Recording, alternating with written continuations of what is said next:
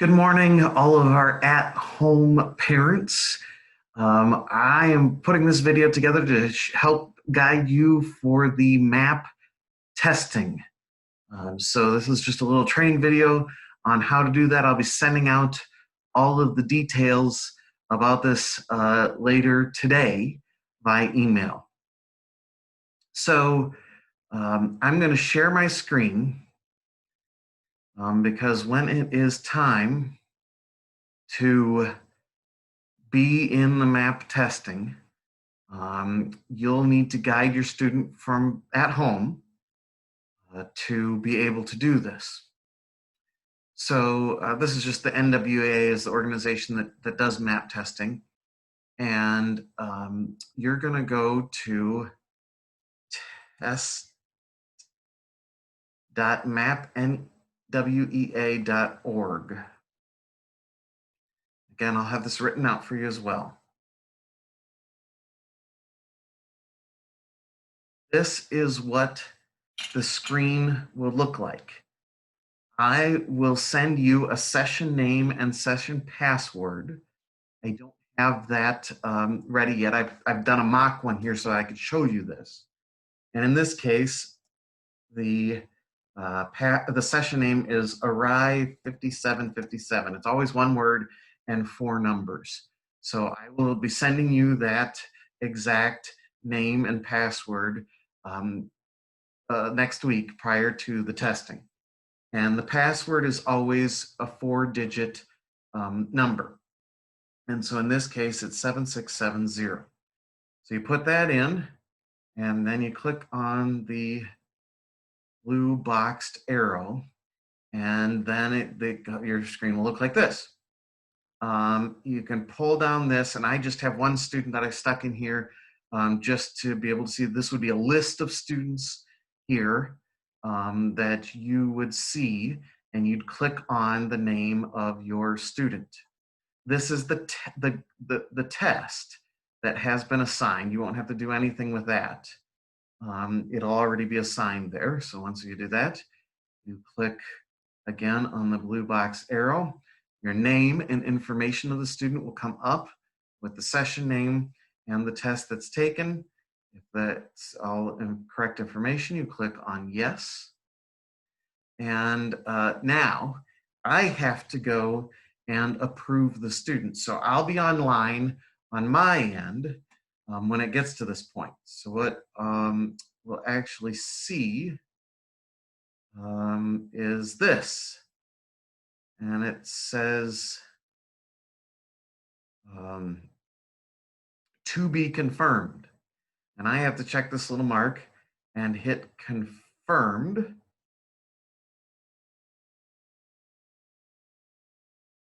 And now here, I'm gone back to what you would see as a parent, and it says you are confirmed to start the test.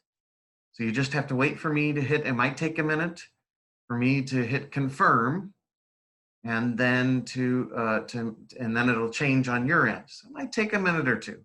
So then you click the arrow and the test actually begins. Okay? Now, if you are in kindergarten, if your student, well, we're not testing any kindergartners yet. If your student is in 1st grade, you will need headphones. 1st grade, or you'll need the audio from the computer. Works better with headphones, but that's up to you. This student is not. This is an older student. So, so anybody from 2nd grade on up, no need for headphones. They have to be able to read the questions, okay? But 1st grade, you'll need the headphones. Make sure that the volume's up, so on and so forth. That'll read the test to them, and there'll be little buttons where you can have it repeat what it's read. So in this case, the student just starts answering the question. Move the turtles to the line in order of shortest to longest. And so you click using your mouse and move the turtles. And once you have them in place, even if they're not in the right place, but you have turtles on the line, then this lights up to blue on the bottom here. And you can click, and that goes to the next question. And again, sort the pictures into 2 categories. move the shapes into the table to sort them. So we'll move the circles up here as one category. We'll move the squares here as another category. It's dragging and clicking. So you might want to practice with your student using the mouse, especially younger students if they're unfamiliar with working with the mouse ahead of time. Again, as soon as I did that, this turned blue down here, and I can go to the next question. And it just keeps going from there. Now, a couple of things about map testing. Every question your child gets right, the next question is going to be harder, because it wants to keep challenging your student to see where they're at. It wants to get to a point where they're getting about half right and half wrong. So don't let your student get frustrated, because you're not meant to get all of them right on this. Because as soon as you get one right, the next question is harder, and it just keeps going. So students should not be frustrated. They should just do their best. Secondly, it's really important that students do this on their own. If they don't know what a word is, don't tell them what the word is.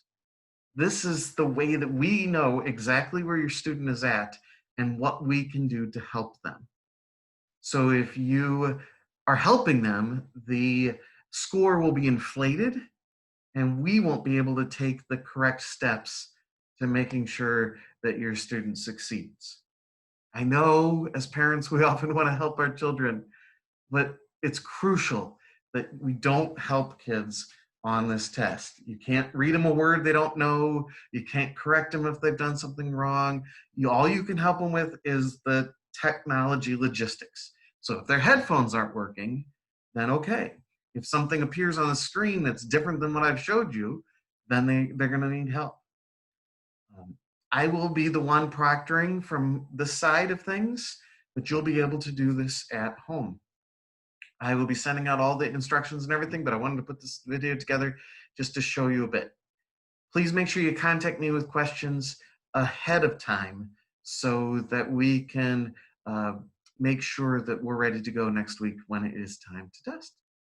So thank you very much.